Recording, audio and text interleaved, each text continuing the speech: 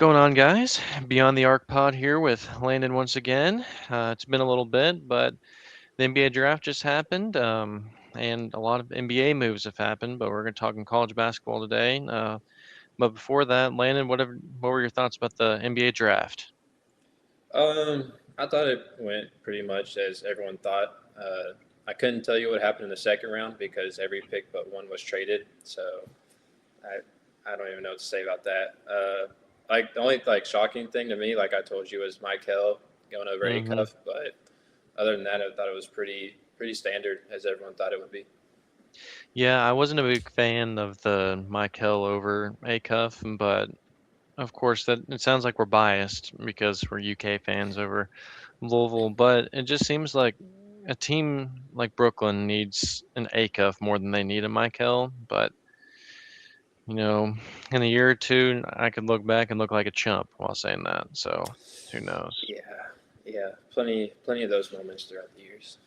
It was very ironic with us being UK fans and going against Louisville how Conwell was traded for Otegaway last night. Yep, yeah, and picked before him too. So Right. Well, before we get started with our portal wrap up slash two early top 10, one of the biggest moves that's happened in college basketball in a little bit was Dusty May, head coach of Michigan, jumping ship, going to the Dallas Mavericks. It seems like he just keeps climbing the ladder. What are your thoughts on this move? yeah, it's kind of out of nowhere. I guess like a lot of times you don't think that a national champion coach is going to leave the year after that Mm-hmm. they win, especially like when they return a lot of key guys and then Right. have a decent portal too. Um, and he had a $5 million buyout that the Mavericks have to pay. Um, I don't think his contract's out yet, so I'm kind of interested to see Right. what the pay looks like for that. But I'm not like honestly like I'm not surprised. I mean, just with the way that like the coaching landscape is with NCAA nowadays with NIL in the picture, um, you could say it's like it's worse than the NBA is with how it's structured. Mm-hmm. Um, and so going to the pros, there's more structure there. And like Dusty May, the one thing people say he's best at is actually like coaching players, Mm-hmm. and developing them. So with the transfer portal, I mean that kind of kills the development part of that because every year it's new people, and a lot of times it's in a completely new team where you're not really establishing, you know, some key pieces to stay throughout the years. So I think he kind of saw the writing on the wall, um, and just decided that what I'm best at is going to be in the NBA for now, and if I have to come back to college basketball to coach, I will. But that might be when there's more structure down the line. Yeah. I don't know if this was a real quote, but two of the quotes that I saw about reasons why he jumped ship is to one coach a guy like Cooper Flag, Mm-hmm. and another is because he doesn't know the landscape of the NCAA, in about 3 to 5 years, which I don't blame him for. With you know, there's a lot of confusing stuff going on with NCAA right now, and we were just texting about it beforehand how second round pick 57, is he was originally committed to Auburn. Don't know how his name got put in the draft, and now he's going to Auburn. And you have stuff like the LSU basketball situation with guys like RJ Lewis. Is he able to play? Is he able, or is he not going to be able to play? And then even the five, I don't even, what is it, 5 for 5 rule Yeah, that they, 5-5. Yeah, yeah. So I don't blame him, but at the same time, he was bringing in a pretty good class, and he was going to be a legend already at Michigan. In his second year, he won, and even the first year, they had a pretty good team.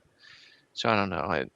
You see a lot of pros and see a lot of cons, but it's just one of those moves. yeah. Part of me is like, it kind of reminds me of the Bruce Pearl situation last year, where hmm like successful season, and then waits right up until summer practices starts, and then decides to leave. Obviously, like Bruce did that for his son, so that like he had to be the one that became the coach. Right. But like in this instance, like that's not the case. So you kind of wonder like how long has this been in the talks? Like, did it actually have to wait this long? Because now, like, if you're these Michigan players, like, you thought that Dusty was going to be your coach. Well, now he's not, and all the rosters are filled up. So Right. I don't know. I just Yeah. feel for them Yeah. there. It wasn't as late as Bruce, but it felt like it was late Yeah. for sure. And definitely was just because, like you said, people are starting practices. I think they started maybe a week or two ago. Hmm. But so, the chemistry is trying to mesh well, and with that, you need your head coach to be there. And Yeah. but speaking of different guys that got offered that job, whenever we're starting this portal wrap up, one of the winners that I have is the Duke Blue Devils. Coach John Shire was actually offered the Mavericks job as well, but he decided to stay with Duke, which I am a fan of for sure.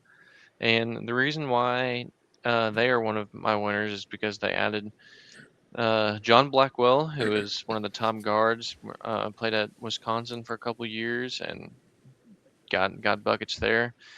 And then another guy from I'm pretty sure Belmont is Hmm. that was cool, yeah.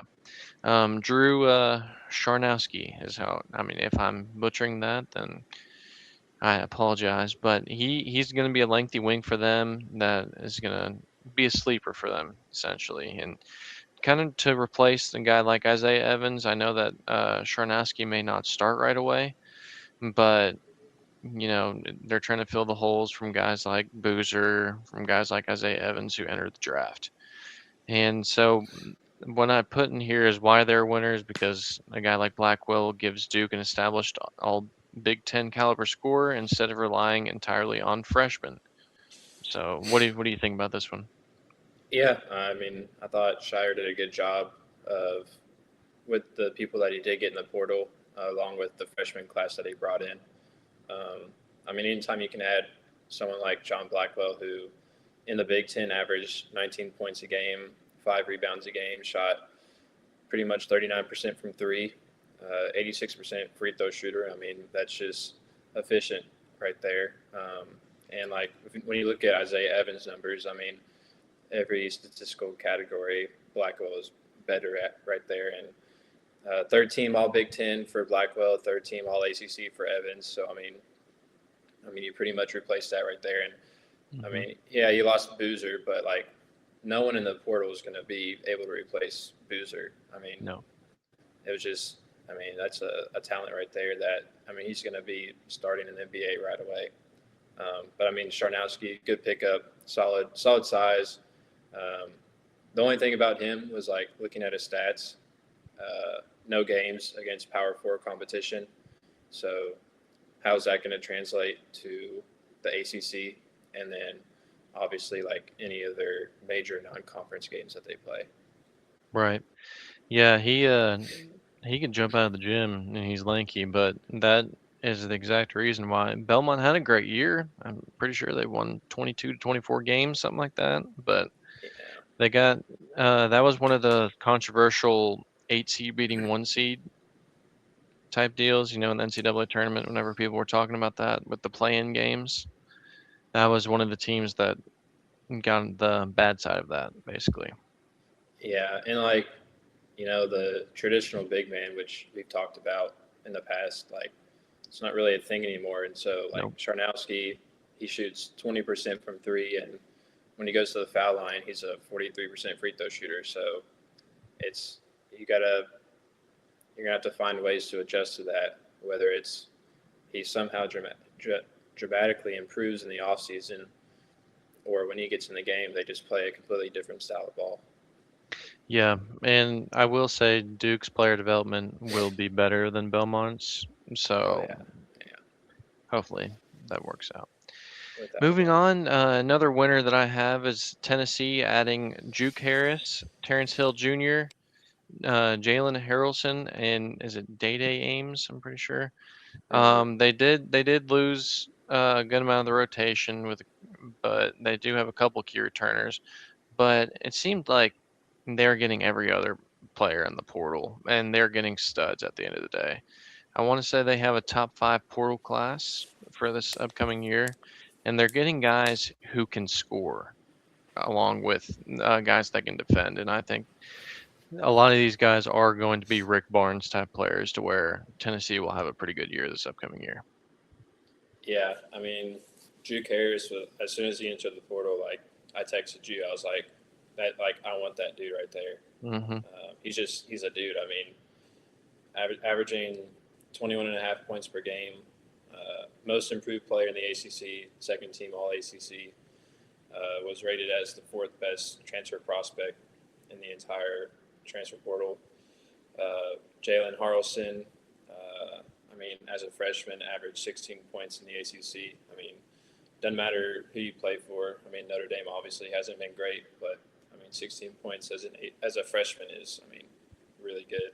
Right. Uh, Day Day Ames, 17 points in the ACC, very good. They added Terrence Hill from VCU, obviously a very good player. I mean, Rick Barnes, his Tennessee teams have been subject to low scoring. We're gonna just beat you up and win a 70-60 game.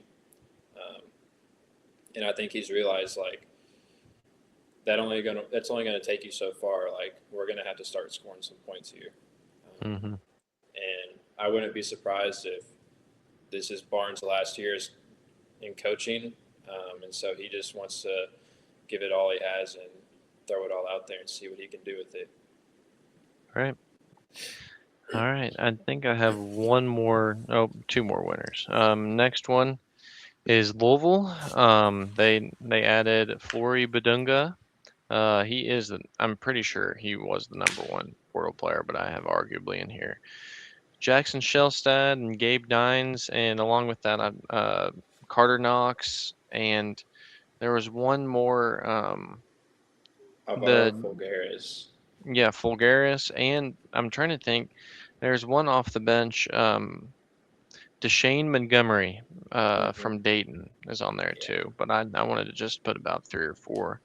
But PK lost a decent amount this past year with Michael Brown, who we talked about, Ryan Conwell, but he did get back Adrian Woolley, and did lose Ruths, and I'm trying to think of the uh, other one, but PK loaded up with guys that definitely will help him for the future, and landing both Bedunga and Shellstad is why analysts have Louisville as, I think, #1.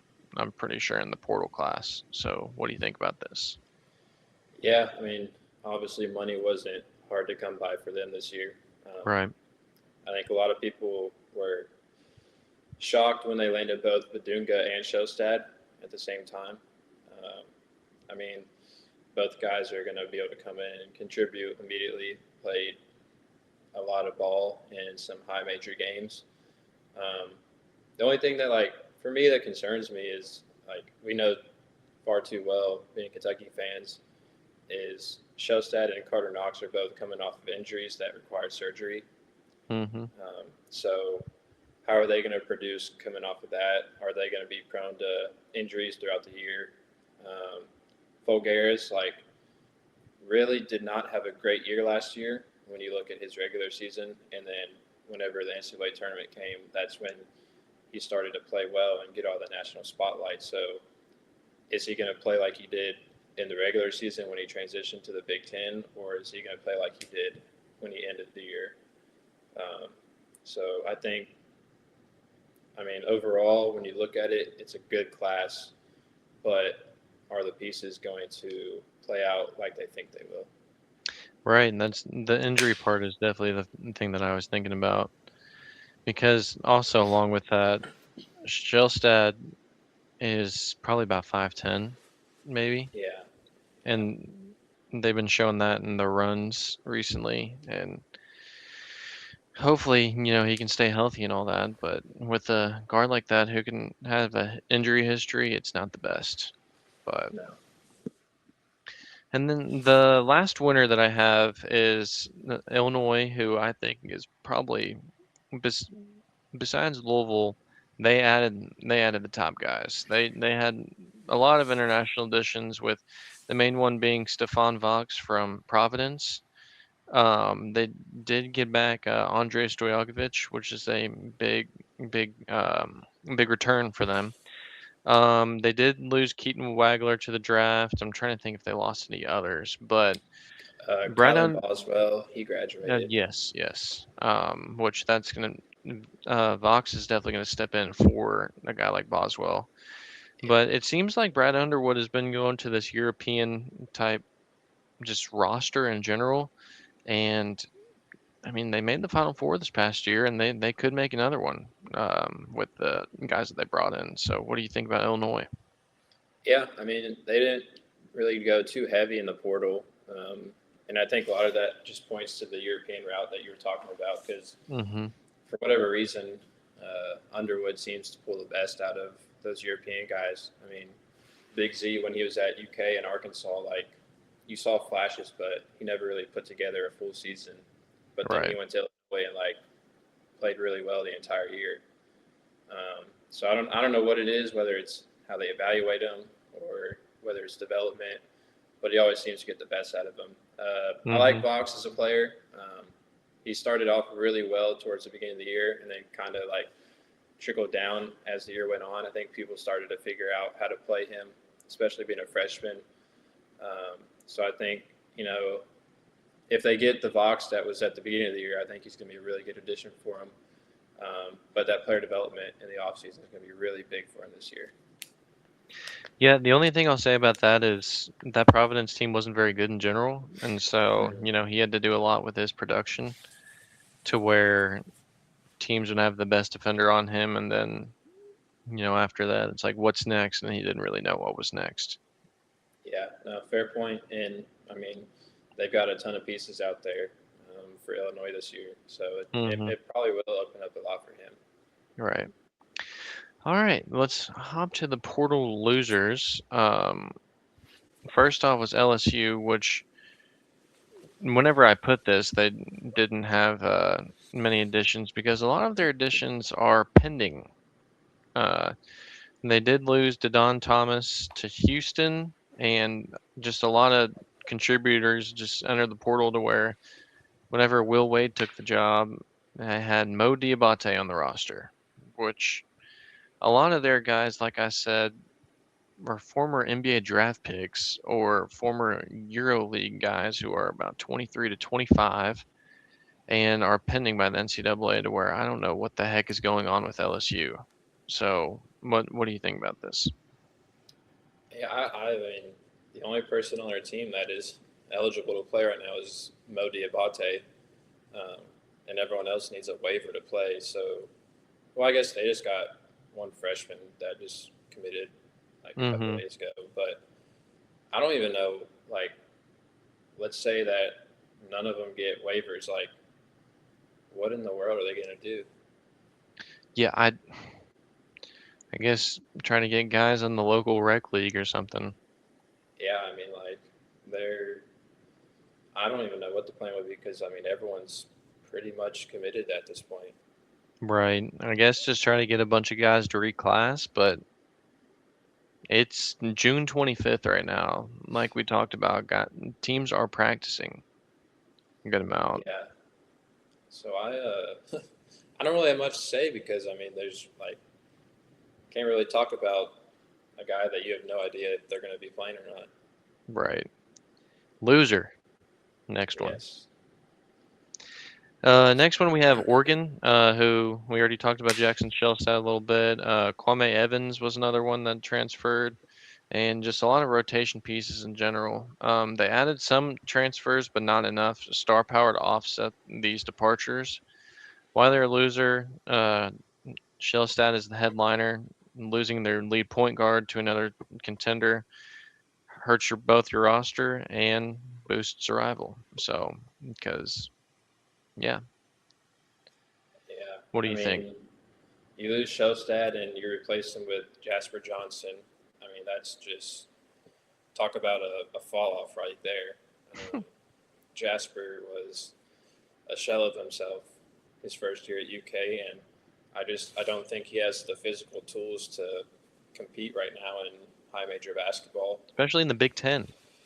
Yeah, it's going to get physical for him, and we saw last year how that went. Whenever teams were physical with him, I mean, he couldn't do anything with that, and so you go from a guy who's a top five portal prospect to a guy that maybe cracks the top 100, and Mm-hmm. then you replace Kwame Evans, who's a proven player, with Dwayne Aristotle from Arizona and Taylor Balboa from Bama, who last season both players were a disappointment for both teams.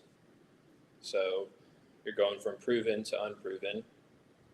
And then you add Tyrone Riley, who a lot of us Kentucky fans wanted to add last year because he Mm-hmm. played a really good freshman season at San Fran, but his second year wasn't exceptionally better. It was kind of about the same. So, like, is Tyrone Riley, is he who he is, or is he going to get better? Like, you don't know. Again, so you add another unproven player. So just a lot of question marks on the team, and you don't want to go into a season with question marks. You want to go into a season with I know who I got type of players. Amen. I will say I think is Trevor Ariza's son Taj did he commit to Oregon? Is that right? I Uh, feel like that is the case, but I could be wrong. I'm not sure. Not sure. I think that is going to be there. Not that he is part of the transfer portal, but I that could be Oregon's way of winning games. But I Yeah. just like you talking about Rick Barnes, this could be one of Dana Altman's last years too. Yeah. Because Oregon hasn't been getting it done for a couple of years to the point, and Dana Altman is getting older, of course, to where you don't know how many years he has left, or just because he can be burnt out, and also just it's hard to adjust to the new way of college basketball. Yeah. And like they've got all the Phil Knight money, so you're kind of surprised with how much they struggle to get quality players. But Right. I guess, I mean, unless all of it's being funded to football, like they shouldn't have any problem with money. Right. So All right. The last one we'll talk about here, and I put this one up in the air. Indiana did gain a lot of guys, but they did lose a lot of guys. They did add Marcus Burton and Aiden. Is it Sherrill? mm-hmm. Or yeah, and then they got other guys, but they did lose a good amount from last year's group. Um, some will talk about them being portal winners because of the two guys I mentioned, but they don't really have top end talent compared to other Big Ten teams, and they're probably going to be ranked in the bottom part for the Big Ten. So what do you think about Indiana's roster? Yeah, I mean, I like Marcus Burton as a player. I think he's really good. Um, Coming off injury though, so like you never know how players are gonna come back from those. But he's a solid guard that'll work well for Indiana. Cheryl, I mean he's a good big, but he's not like anything like that I'm gonna be scared of whenever you play against him or anything like that. Right. Just he's just a solid body in there. He'll get a few buckets, get a few rebounds, but he's not going to go out there and dominate a game. And then like if you just look at last year with how their season went, like they had good talent, and a lot of it was just wasted away. Like I go back and look at Tate Connerway, the Troy transfer that came in for them last year, and then as the season went on, like he wasn't even getting minutes. Like so, you look at the roster development, and like even they brought Lamar Wilkerson in last year only because they hired his dad as an assistant coach. Well, now Lamar is gone, so like, is he actually a good coach, or did you just hire him just to get his son type of thing? That's a good question, and that's going to be a question with a lot of these guys here soon. Of course, you got Jason Crow Jr. from Missouri, whose dad just got on the staff. You had in years prior guys like Cade Cunningham, whose dad got on the roster. Michael Porter Jr. was another one. And so it doesn't seem like that pans out as much as it does, as much as you think. Yeah, I think it hurts the player development part for the rest of the team when you Hmm. sacrifice for one guy. Yeah, I unless of course biased here, but Jamal Crawford is one that he has proven himself before. Yeah, I mean he's arguably one of the best guards in NBA history. Um, he coaches in the AAU level. Hmm. Uh, he's an analyst for the NBA. His son is one of the best players in his class. Like you just look at everything that is around Jamal Crawford, and you see proven, like no doubt about it. Exactly. All right, so that is our portal wrap up part of the podcast. Now we're going to go to the way too early top 10. And as I go through it, I've got a couple comments per team, and you can tell me if you agree with me or not, and we can just go from there. So preseason number one, I've got Florida. They retained most of their guys, and even if so, I'm pretty sure Denzel Aberdeen got his waiver. So, and he was on the championship team from 2 years ago. So adding that championship DNA, and he had a pretty good year at Kentucky in there with Florida's remaining guys. Florida was a one seed, and so they did get upset early, but people do forget that they were still a one seed and had a great year, and they're retaining most of their guys. I just don't see why, or don't see how anybody could be higher than them at the start. Yeah, I mean, like I think last year their problem was just like their guard play wasn't great. I mean, Xavier Lee wasn't what a lot of people thought he would be, and now they Hmm. replaced him with Aberdeen, who Aberdeen knows the system over there already because he played there, and he's a much better player now than he was back when they were a national championship team. So I Yeah, hard to he disagree bas there with you. right. He basically just went to uh, Kentucky to get confidence, and then came back to Florida. Yeah, confidence and money, and he got that. Right, right.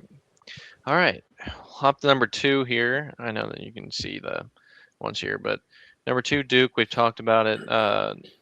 Duke has another top recruiting class coming in with guys like Darren Rippey Jr., the other Cam Williams, and then even guys like John Blackwell coming in transfers. They have guys coming back like Caden Boozer, Caleb Foster. I'm trying to think of others off the top of my head, but um, like I said in here, most early rankings have them in the top three because of their blend of returning guys along with five-star freshmen. So, what do you think about Duke at number two? Yeah, I mean, good coach. Whenever you can retain more than half your roster from last year, that's always good. Keeps the Hmm. system there. Players can learn from them. Really good freshman coming in. Obviously, Blackwell. I mean, whenever you're going to bring in a star caliber point guard like that to run your offense, obviously it's going to be well. Caden Boozer back, Dame Sar back. Yes. Um, they get 17-year-old international prospect. Uh, I I forgot how to pronounce his name, but he played with Nikola Kusturica that we're looking at. A lot of people are saying he's going to be a Okay. really good He's so player. he's from FC Barcelona. Yeah, and they said that he's probably the second best prospect behind Kusturica. So they brought him in, and he's got 2 years to play. So it'll be like another Dame Star situation for them.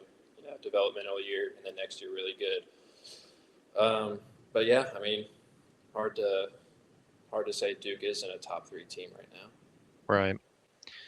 All right. Number three. I've already talked about them a little bit, but Illinois, they're one of the biggest winners of the NBA withdrawal deadline because of guys like Stojakovic, who his return can give them a possible All-American caliber centerpiece.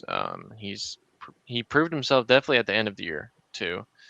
Brad Underwood, like we talked about, with his international talent, um, they retaining a lot of guys, and a lot of the national analysts have them in top three, even top one entering the summer. So, what do you think about Illinois? Yeah, I mean they returned Stojakovic, both the Ivisic brothers. They returned one of their best shooters from the team last year, and then they bring in Vox. Really good coaching staff with Underwood and Antigua. I mean, and Antigua is known for player development, so he's going to be really good there. Um, Obviously, like I don't know too much about international prospects, so we'll see how those guys play. But Underwood always seems to do a good job there, developing those guys. So, I mean, probably a good bona fide top 5 team. Yeah, and they returned a good amount just with the Big Ten in general too. So, Yeah. because I feel like the Big Ten was very senior heavy this past year, Mm-hmm. or older guys that either transferred or went to the draft, to where they were not one of those teams. But we'll see. Number 4, Arkansas. I had to edit that because it accidentally showed DJ Wagner, who left. But Arkansas's got kind of the good mesh that I've already talked about with a team like Duke. They have Billy Richmond coming back, but also, they've got a mesh of transfers, so experienced guys, along with another star-studded class from Coach Cal. One of the top recruiters probably ever. But this could be one of those teams that is could be one of Cal's Elite Eight, Final Four teams if they don't choke.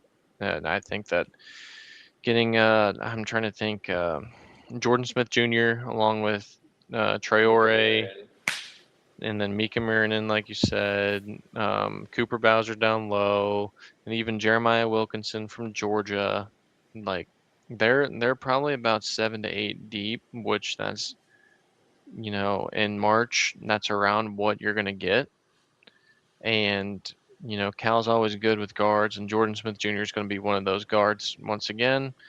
Will he be better than Acuff? I don't think so, but could see around this time next year, and he'd be a top 10 pick just like Acuff was.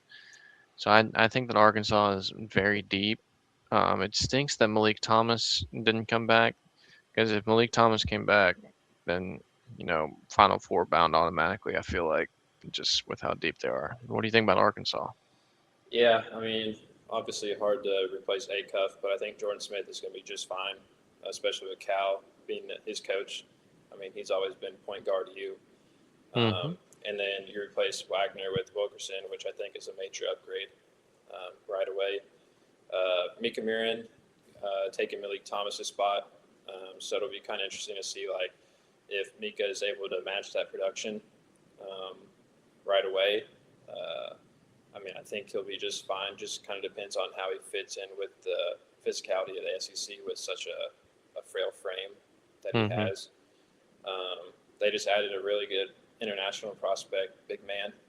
So see how he Yeah, and develops. what was it? Was that shoot?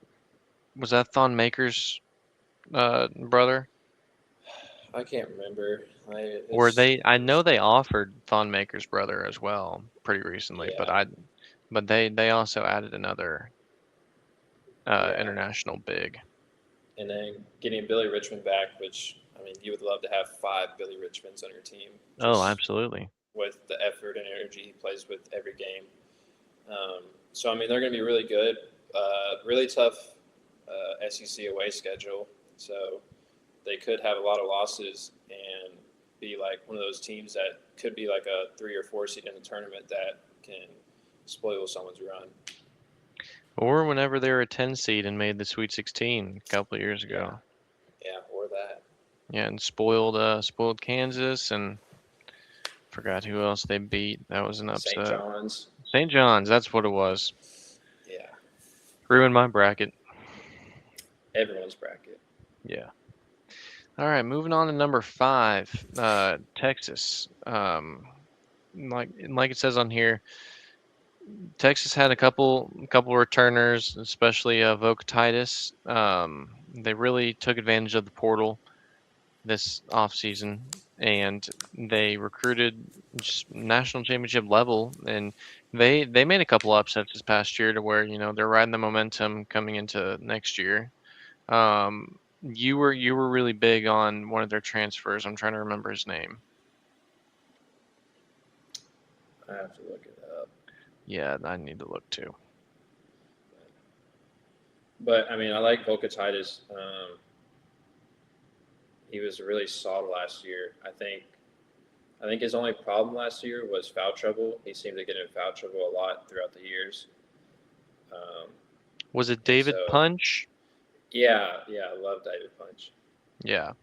But yeah, they got they had five come in with Elijah Freeman from Auburn, David Punch from TCU, Amari Evans from Tennessee, Isaiah Johnson from Colorado, and Mikey Lewis from St. Mary's. So you have those five transfers along with the guys that they had returned. I know they lost Dalen Swain, but I feel like they got guys that can make a good system and thrive in the SEC. And I'm sure that outside of the SEC they'll have out of conference games that I mean they could be one of those teams that is 11-1, 12-0 going into SEC play. Yeah, and I mean, losing Dalen Swain will be a tough one to replace, but Isaiah Johnson from Colorado, I think he's going to step right in there and kind of be that Dalen Swain replacement as far as production goes. Freshman at Colorado last year, averaging 17 points a game, shooting 38% from three and 82% from the free throw line. And as a freshman, only averaging one turnover a game, which is really good Yeah, in 31 minutes per game. So it's a really good ratio right there. So I think he's going to come in right away, and I mean, Big 12 will translate to SEC as far as physicality goes. Um, so I think he's going 100%. to be just fine there. Well, speaking of guys that don't turn the ball over a whole lot, you got Michigan at number 6, who they have Elliot Cadeau returning. They have Trey McKinney returning. They did lose a good amount with guys like Mari Burnett, along with the big three of Yaxel, Morez Johnson, and Ade Mara. But they reloaded um, to where I do have confidence that they can be a top 10 team. But of course, I made this list before Dusty May left, so how much will that hurt them? I know that they have their interim coach who is an assistant, so the chemistry will still be there to an extent. But what do you think about Michigan? Do you still think they're possibly a preseason top 10? Roster wise, yeah. Mm-hmm. I think if they retain everyone, yeah, because I mean, you bring back Cadeau, McKinney. I love Brandon McCoy as a freshman coming in. He's going to Mm-hmm. be really, really good. JP Estrella, Mustafa Diem. Um, but some of them could leave if they wanted to in the next Right, 30 they've got days. a 15-day window. Is that right? Yeah, 15 or 30. I can't remember what the official number was, but they could leave, and then, I mean, coaching is a big part of it. So Mm-hmm. I think both of us would agree that Mike Boynton is a step down from Dusty May. Um, so it really like roster wise, I think yeah, but coaching wise, I think it could drop him down a little bit, and also does everyone stay? Right. Yeah, good questions there with it. Of course, like you said, roster-wise, this team looks good on paper, but we'll see how many of them stay or go. But I think a good amount of them will stay, and maybe if this year doesn't go as well, they'll hit the portal from here. Yeah. All right, number 7, I've got Louisville, who we've talked about already a little bit. N- they uh, they have Flory Badunga, they have Jackson Shellstad, they have Adrian Woolley returning, Fulgaris, and even I forget how you say his first name, but Akezi Jr., who they got, who is he's a top 5 player in the 27 class, reclassed to where him and Flory Badunga could play together um, at the 4 and 5, which just sounds scary. Um, I and like I said before, Deshane Montgomery is another one.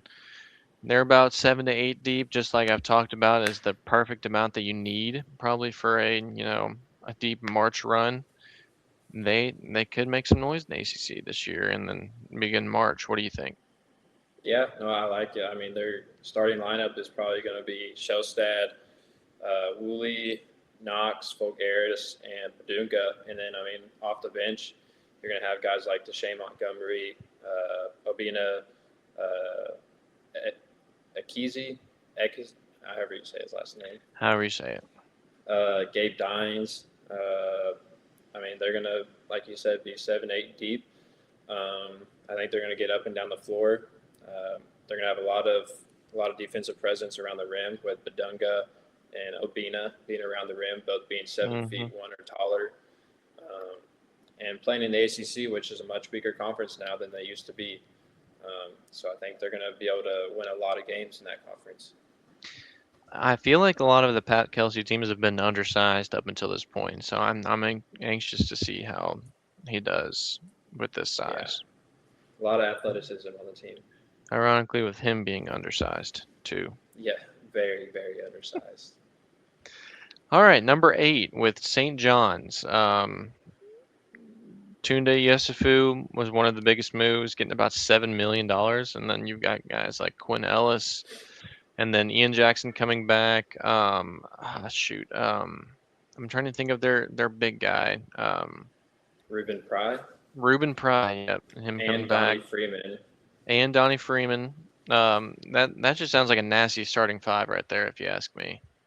Yeah, no, very. A lot of international guys just looking at the roster this year for Pitino, which is unusual for him, but I guess he's kind of looking at all the other teams using the international route, and he's kind of going that way too now. But I mean, Tunde, perfect Rick Pitino player, physicality, gets downhill, just a motor constantly throughout the game. Donnie Freeman, big nose guy, going to get down to the rim, physical, plays defense. Quinn Ellis, which a lot of us thought was a UK or Louisville player, and then money got too big for them, and so Pitino was like, "All right, well, I'll take you." Ian Jackson in third-year basketball, so I mean, that 5-star potential, it's either going to come out this year or it's never going to come out. Right. Ruben Pry, been a solid role player for Pitino. Can he step into that starting position now and be that starting guy? So a lot of good pieces there for him. Yeah. I'm trying to think of he was our guy the first year with Saint one of the first years that Pitino was there. Who was the guy that played with RJ Lewis that was really good? Not Zuby, right? No, not Zuby. He was a 3 or 4 man. Dylan Mitchell. No, not Dylan Mitchell. No. Kadary Richmond. Kadary Richmond. I see a lot of Yesufu and Kadary Richmond, and Richmond thrived with the St. John system. So yeah, I could see a role like that with him. But all right, number 9, you got Virginia.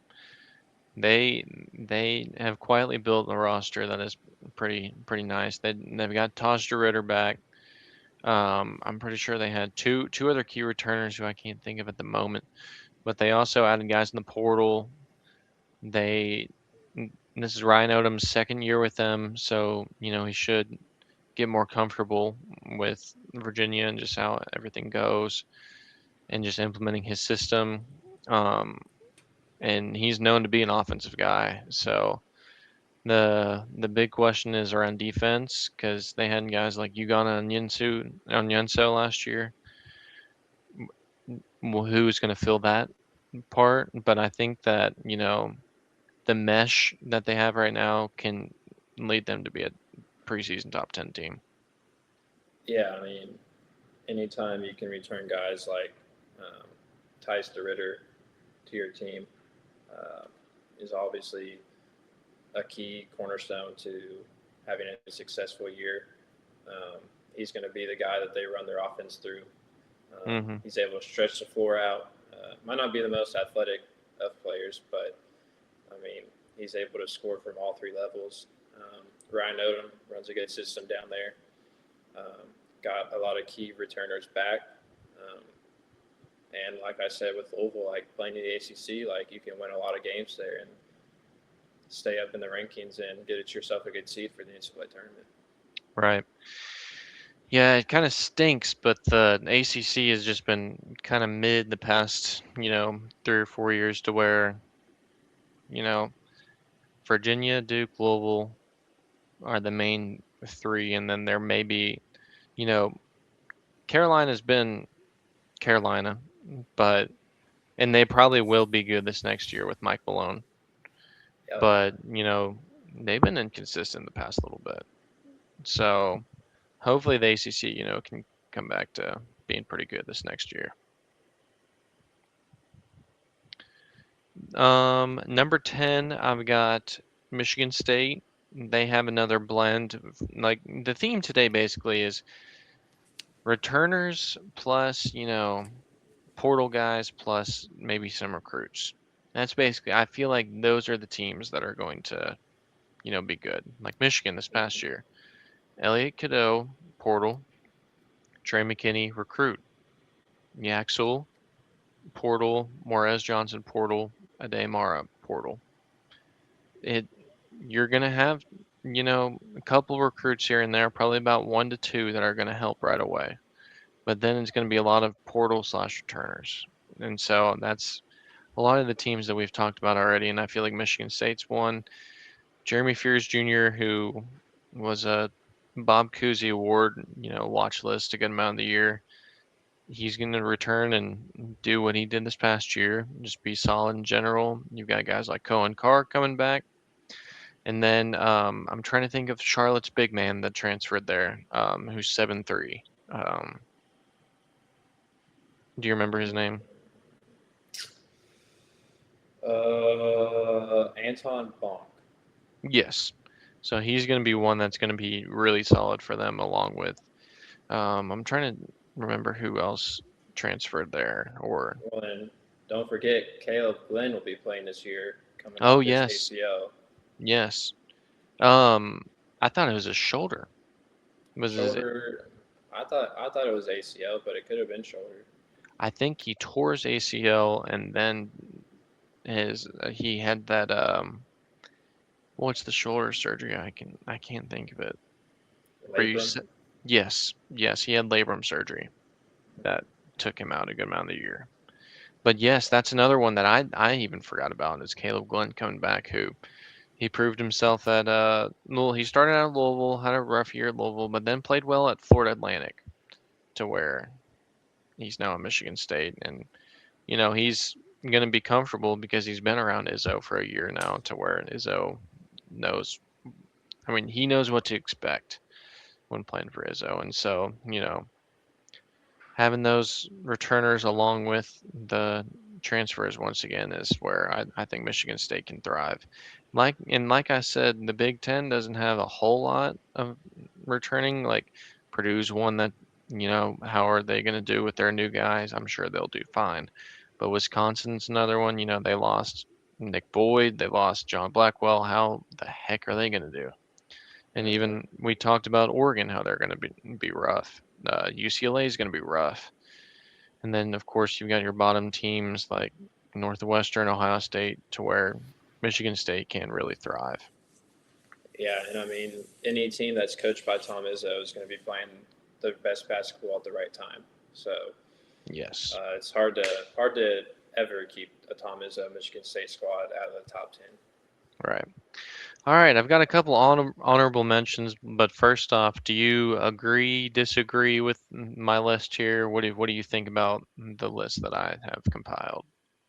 No, I mean I like your list. I think all the teams that are in there are well worth being in the top 10.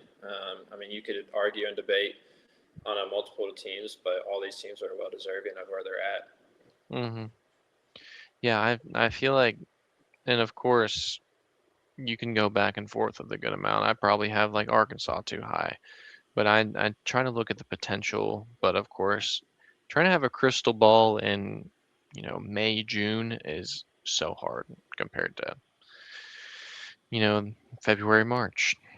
So it's all about way too early top 10 here. Yes. Because what was it? This past year with Kentucky, for example, with us being Kentucky fans, we thought that our team was going to be so deep, and they were so not. Yep. So I mean, injuries and style of play matters a lot. yeah, you can get bit by the hype bug, and then you know you feel like a chump afterwards. So Yeah. One day you're beating Purdue, and the next day you're losing to Georgetown. So yep, that's just how it is. So, all right, I've got, let's see, I think about four or five honorable mentions here. One, I'll kind of breeze past this one a little bit because we talked about them already. But Tennessee, with their loaded portal class, getting a lot of bucket getters, and it's hard to just count out a Rick Barnes team. I mean, do you think they'll be top 10, top 15? oh, top 15 for sure. I mean, Mm-hmm. too much scoring on the team to not be top 15. Rick Barnes, one of the best coaches in college basketball all time. Tennessee still won't make a Final Four because they never do. Nope, Um, won't do it. but I mean, I think they've got a good squad, a good enough squad to make the Elite Eight. So, Yeah, Elite Eight max.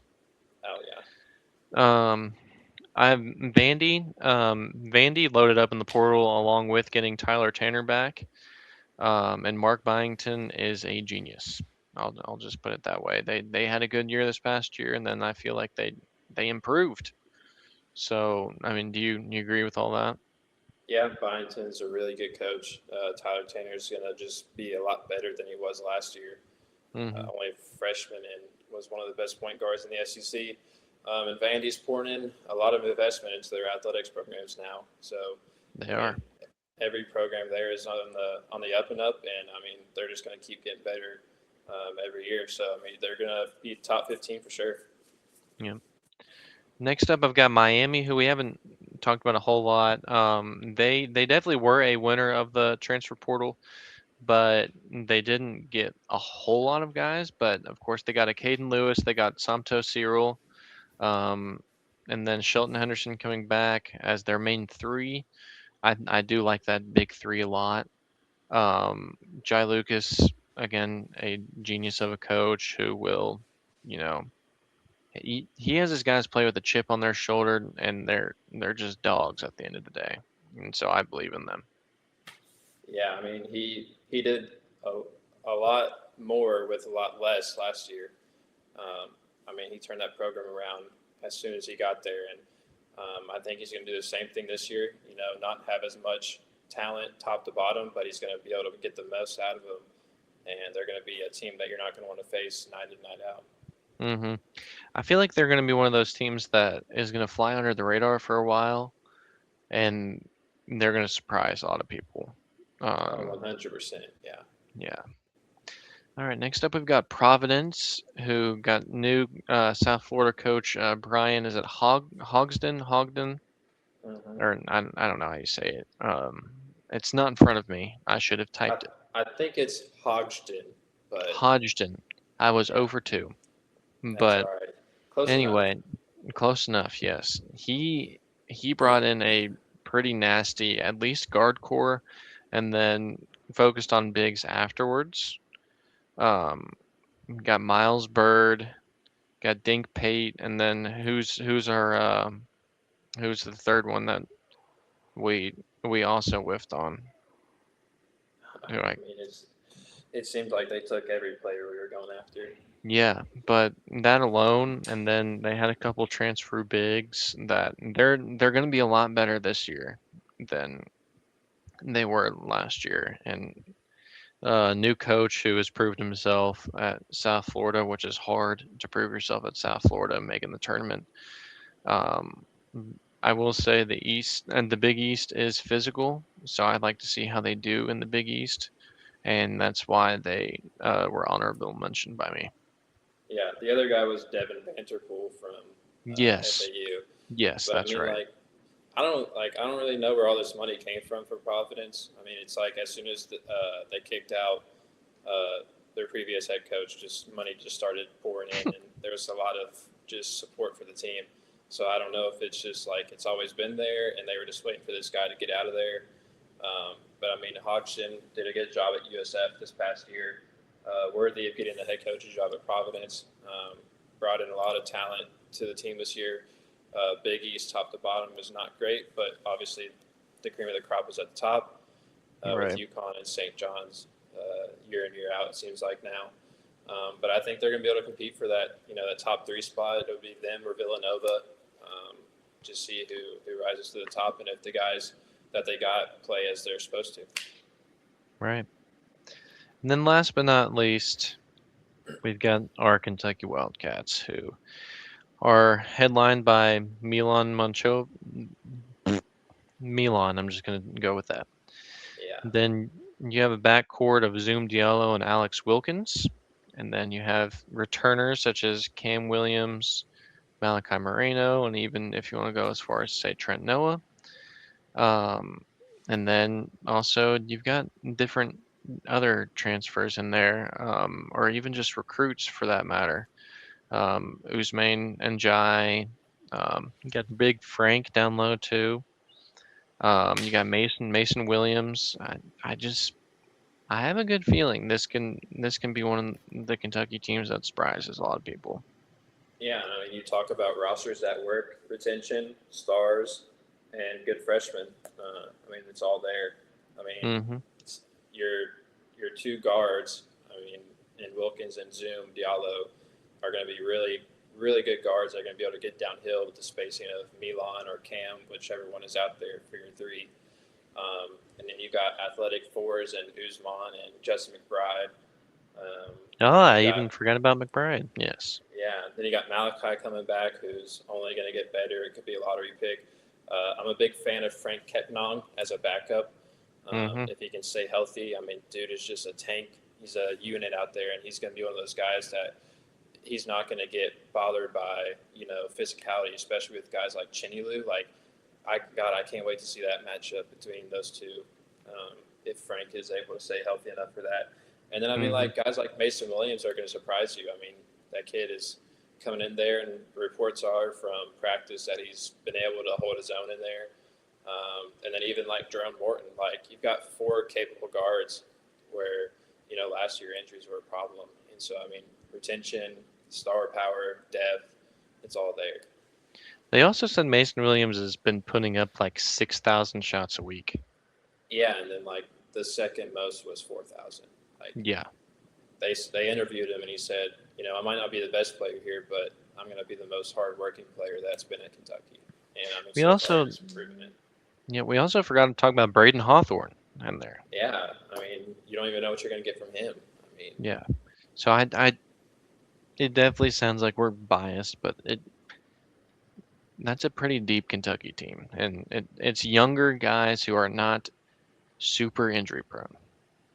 Yeah, and I mean, Zoom Diallo is, when you look at Jalen Lowe and Lamont Butler the last 2 years, Zoom's body is perfect for the SEC and the physicality to be able to handle that and to withstand the physicality every day.